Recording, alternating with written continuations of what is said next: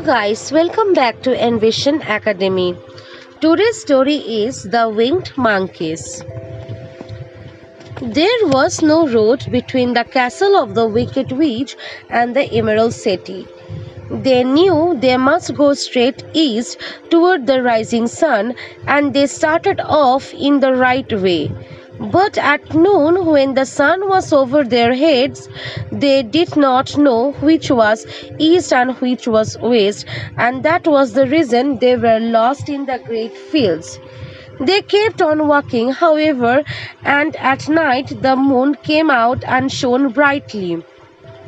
So they lay down and slept soundly until morning. The next morning the sun was behind a cloud, but they started on, as if they were quite sure which way they were going. "If we walk far enough," said Dorothy, "I am sure we shall sometime come to some place." But days passed, and they still saw nothing before they but the scarlet fields. The Scarecrow began to grumble a bit. "We have lost our way," he said, "and unless we find it again in time to reach the Emerald City, I shall never get my brains." "Nor I my herd," declared the Tin Woodman. "You see," said the Cowardly Lion with a whimper, "I haven't the courage to keep trampling forever without getting anywhere at all." Then Dorothy lost heart. She sat down on the grass and looked at her companions, and they sat down and looked at her as if to ask what they should do next. "Suppose we call the field mice," she suggested. "They could probably tell us the way to the Emerald City." "Yes," cried the Scarecrow. "Why didn't we think of that before?" Dorothy blew the little whistle the Queen of the Mice had given to her. In a few minutes, many of the small grey mice came running up to her. Among them was the Queen herself, who asked in her squeaky little voice, "What can I do for my friends?" "We are lost," said the Dorothy. "Can you tell us where the Emerald City is?" "Certainly," answered the Queen. Then she noticed Dorothy's golden cap and said, "Why don't you use the charm of the cap and call the winged monkeys to you? They will carry you to the City of Oz in less than an hour." "I didn't know there was a charm," answered Dorothy in surprise. "What is it?" "It is written inside the golden cap," replied the Queen of the Mice. "But if you are going to call the winged monkeys, we must run away, for they are full of mischief and think it great fun to plague us." "Won't they hurt me?" asked the girl anxiously. "Oh no, they must obey the wearer of the cap. Goodbye." And she scampered out of sight with all the mice hurrying after her. Dorothy looked inside the golden cap and saw some words written upon the linen. These, she thought, must be the charm, so she read the directions carefully and put the cap upon her head. "Ip, ip, pip, pip, cock-a," she said, standing on her left foot. "What did you say?" asked the Scarecrow, who did not know what she was doing. "Hello, hello, hello," Dorothy went on, standing this time on her right foot. "Hello," replied the Tin Woodman calmly. "Ziz, zai, zuz, zai, zig," said Dorothy, who was now standing on both feet. This ended the saying of the charm, and they heard a great chattering and flapping of wings as the band of winged monkeys flew up to them. The king bowed low before Dorothy and asked, "What is your command?" "We wish to go to the Emerald City," said the child, "and we have lost our way." "We will carry you," replied the king, and no sooner had he spoken than two of the monkeys caught Dorothy in their arms and flew away with her.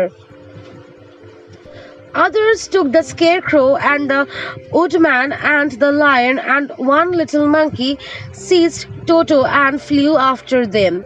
The Scarecrow and the Tin Woodman were rather frightened at first, for they remembered how badly the winged monkeys had treated them before. But they say that no harm was intended, so they rode through the air quite cheerfully and had a fine time looking at the pretty gardens and woods far below them. Dorothy found herself riding easily between two of the biggest monkeys, one of them the king himself. They had made a chair of their hands and were carefully not to hurt her. "Why do you have to obey the charm of the golden cap?" she asked. "That is a long story," answered the king with a laugh.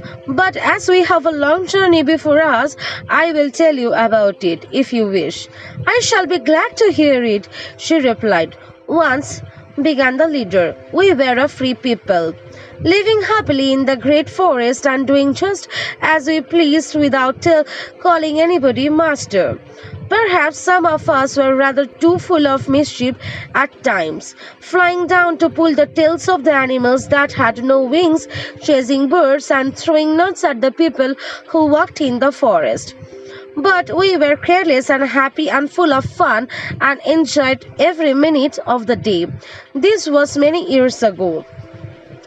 There lived here then a beautiful princess who was also a powerful sorceress. All her magic was used to help the people, and she was never known to hurt anyone who was good. Her name was Gaiety, and she lived in a handsome palace built from great blocks of ruby.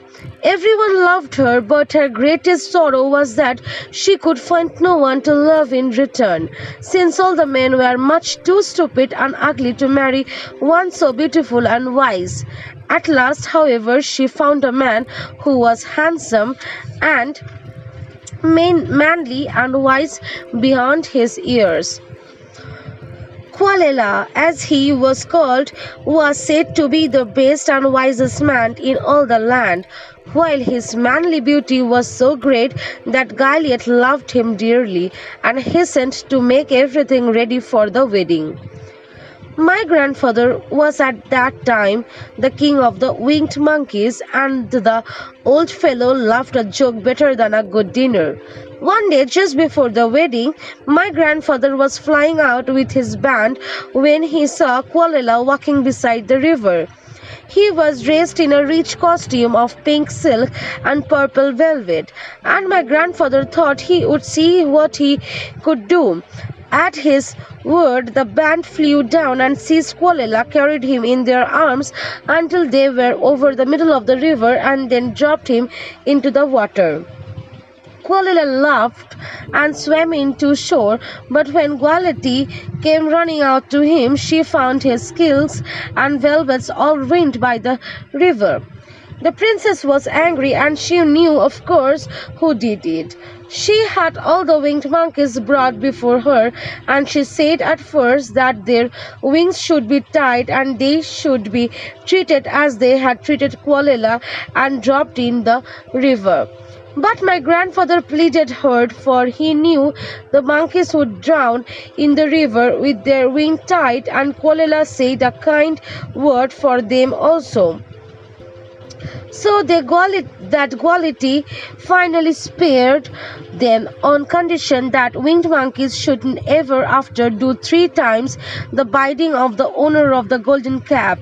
Of course, my grandfather and all the other monkeys at once agreed to the condition, and that is how it happens that we are all 3 times the slaves of the owner of the golden cap, whosoever he may be. "And what became of them?" asked Dorothy, who had been greatly interested in the story. "Qualela, being the first owner of the golden cap," replied the monkey, "he was the first to lay his wishes upon us. As his bride could not bear the sight of us, he ordered us always to keep where she could never again set eyes on a winged monkey, which we were glad to do, for we were all afraid of her. This was all we ever had to do until the golden cap fell into the hands of the wicked witch of the west. Now the golden cap is yours, and 3 times you have the right to lay your wishes upon us." As the Monkey King finished his story, Dorothy looked down and saw the green shining walls of the Emerald City before them. The strange creatures set the travelers down carefully before the gate of the city. The king bowed low to the Dorothy and then flew swiftly away, followed by all his band. "That was a good ride," said the little girl. "Yes, and a quick way out of our troubles," replied the lion. "How lucky that you have that wonderful cap."